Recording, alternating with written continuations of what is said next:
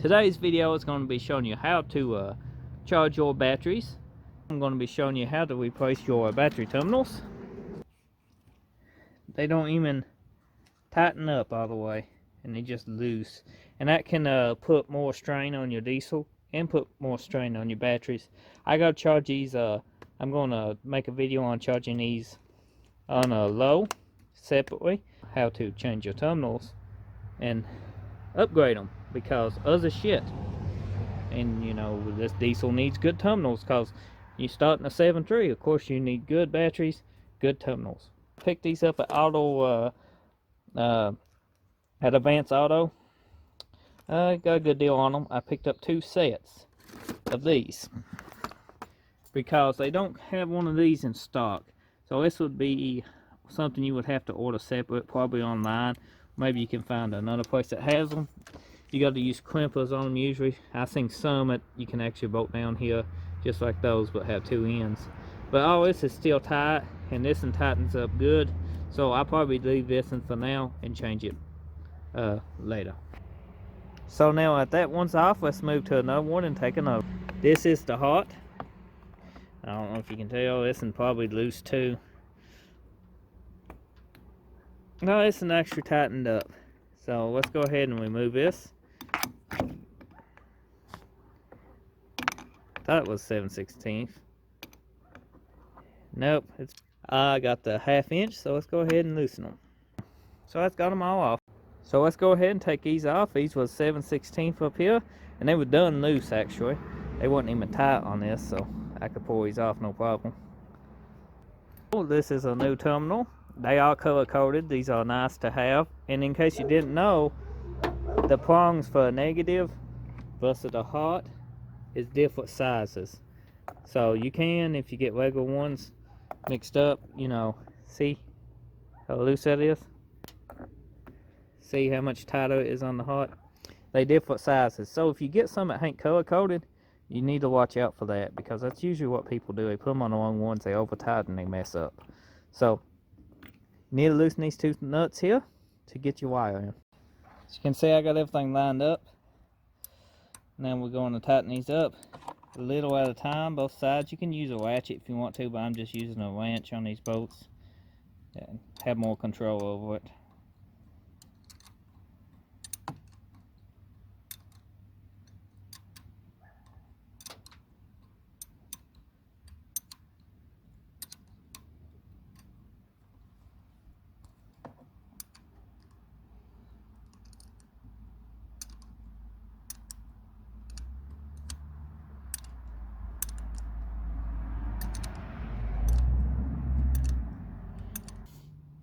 Pretty tight.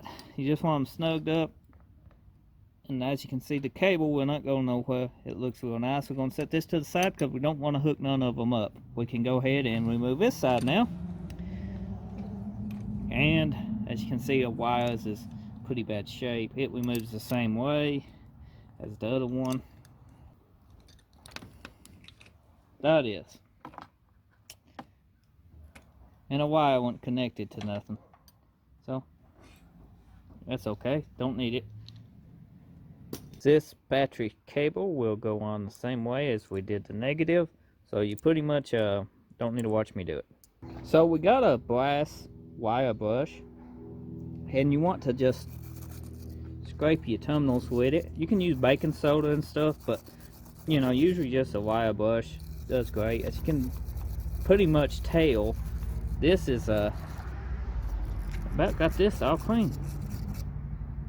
So I'm going to finish them up, and then I'll show you what they look like. The terminals are now both clean, if you can tell.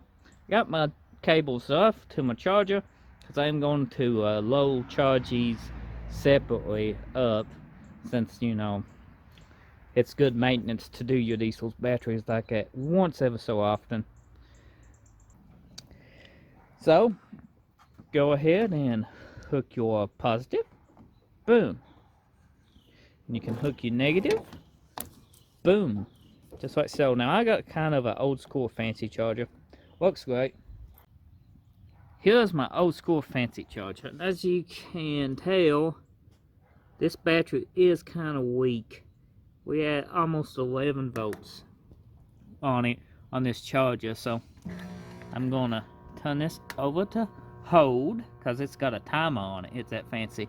So we're gonna go here to the 12 volt section and put it on low right there.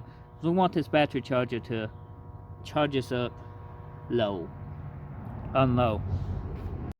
My ampage, if you can tell, on low, it's bouncing off to right around 5 to 10 amps. This is an old ampage, but that's usually what you get. See, it can go up. Now another way you can take it, you can actually test it with your voltmeter. So I got the batteries pretty well charged. It's nighttime. It didn't take as long as I thought it would. So I'm going to go ahead and undo these cables, turn the battery charger off, and put them up. I went ahead and checked the voltage on it. We're good. We're at 13 volts. Might overcharged it just a smidge, but it should do good. That's the new terminals we installed. I got a video on that. I also will be finishing hooking this up in this video in the morning. So the batteries is all charged up. I checked them with the voltmeter. One's 12.9 and this one's 13, so it's about perfect. I twinkle charged these for about 3 hours. They weren't super low, and my battery charger, as you see, is old school and it's kind of a beast, so it works out. Depending on your charger, you might have to charge your batteries on low overnight, but that just depends. So we're going ahead and hook the terminals up now. We done got these cleaned up, and we just have to set everything together just like so, and tighten them up. So both batteries, it's all tight now. They charged. Let's see if it'll start better from my first priming video. If it ain't lost its prime, so let's go ahead and try to start it. So let's go ahead and see what happens. Then I have to tackle his gauge problem. No RPM. I think the temp ain't working and oil pressure ain't working. So turn it on. Give it a few seconds to warm the go plugs up. And try to start it. Oh, it's much better, but lost its prime again. So I think that fuel bowl is leaking.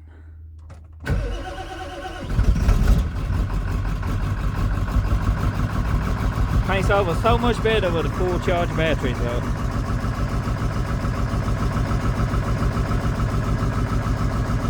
So I'm gonna let it run for a little bit.